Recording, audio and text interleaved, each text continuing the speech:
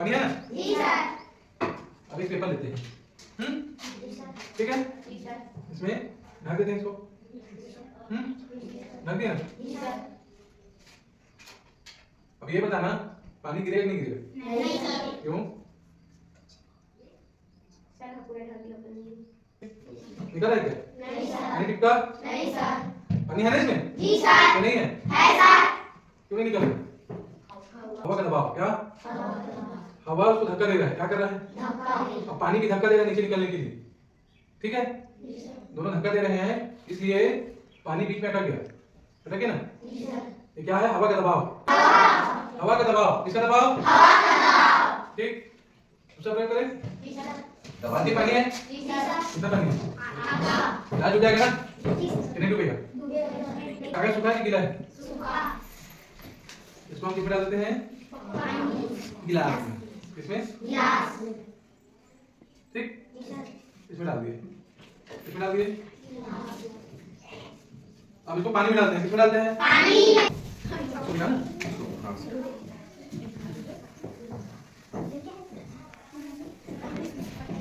डूब गया ना गिलास? कागज भी क्या होगा? नहीं भीगा? क्या होगा? नहीं भीगा? हवा का दबाव। देख क्या होगा ना? नहीं सर। देख लेते हैं। आजा देख। दिखा कि नहीं? क्यों नहीं दिखा? हवा। हवा। किसका दबाव?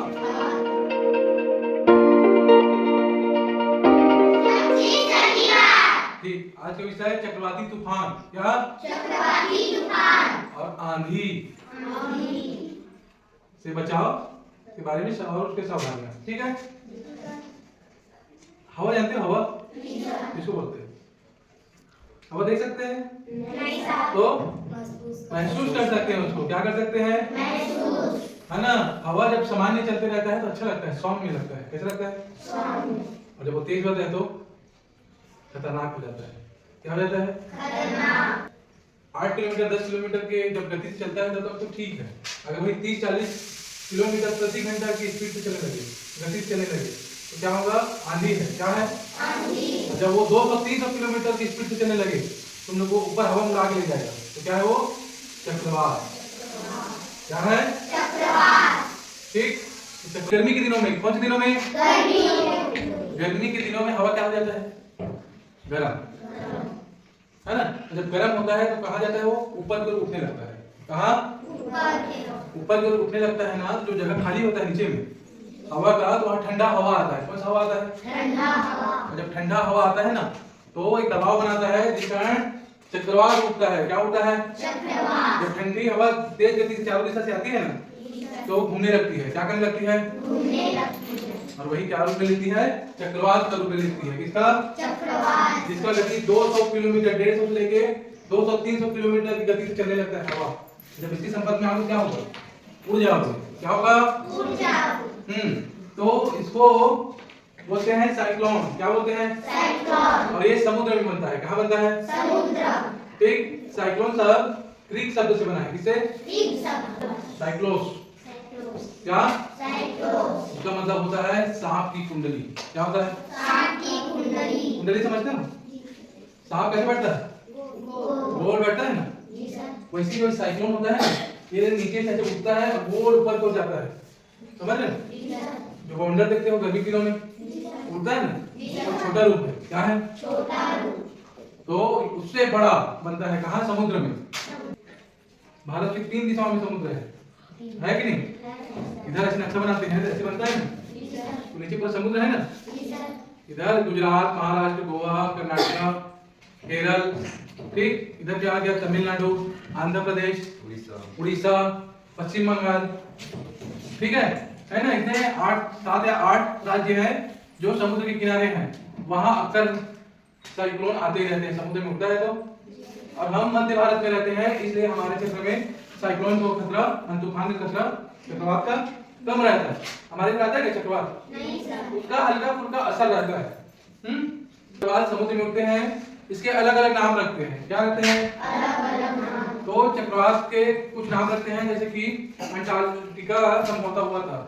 ठीक। 1953 में। कब? 1953। तब सोचा गया कि इन सभी चक्रवात हमेशा साल में 3, 4, 5 चक्रवात आते ही हैं। ठीक है, तो चक्रवात ऐसे करेंगे जानेंगे क्या, इसलिए उसका नामकरण 1953 से रखना शुरू किया गया। अब भारत के जो हिंद महासागर क्षेत्र है वो सर ठीक, वहाँ 8 देश मिलके भारत की पाल पर, किसके पाल पर, 2014 से फिर जो अरब सागर, बंगाली खाड़ी, हिंद महासागर में जो तूफान आता है ना, उसका नामकरण रखना शुरू किया गया। और अभी 2019 में कुछ मिडिल ईस्ट कंट्री है उनको भी ऐड किया गया है, जैसे कि यमन, यूएई, सऊदी अरब, ईरान, कतर, ये लोग भी शामिल किए गए। ठीक है, जैसे हुदहुद नाम सुना था बीच में, हुदहुद तूफान आया है, गुलाब, तितली, कैटरीना, ऐसे अलग अलग चक्रवातों के नाम होते हैं। ठीक है, अब आंधी, किसकी बात है, आंधी क्या है, तेज हवाएं। क्या है, तेज हवाएं।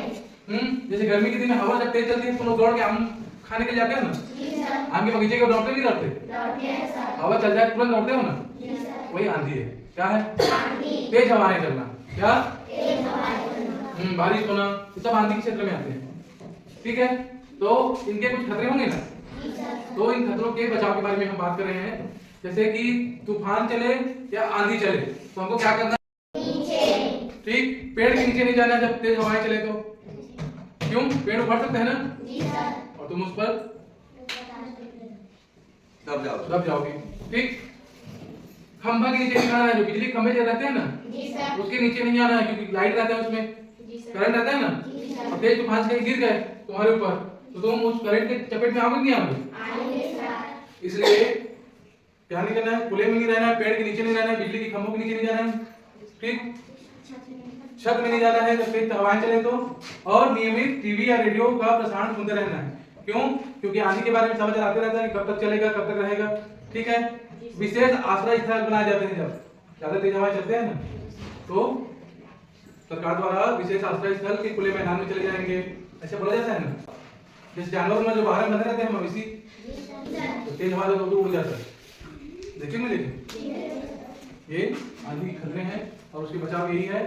खुले मैदान में एक दिन बताया था माउंटेन वाले में, कैसे रहना है हमको, किसको बचाना है, क्यों, क्योंकि हाथ पैर टूट जाएगा, कुछ हो जाएगा तो भी तुम जीवित रह सकते हो, है कि नहीं, और दिमाग या मस्तिष्क से कुछ हो गया तो नहीं रह सकते। कैसे रहना है, ऐसे पकड़ना है, सिर को बचाना है और पूरा गोला बन जाओ या किसी बेंच टेबल के नीचे में आ जाओ, है कि नहीं। जब आंधी तूफान चलेगा तो कुछ गिरेगा तो भी टेबल के नीचे में या किसी कोने में दुबक के बैठना है और सर को बचाना है। किसको बचाना है, सर को।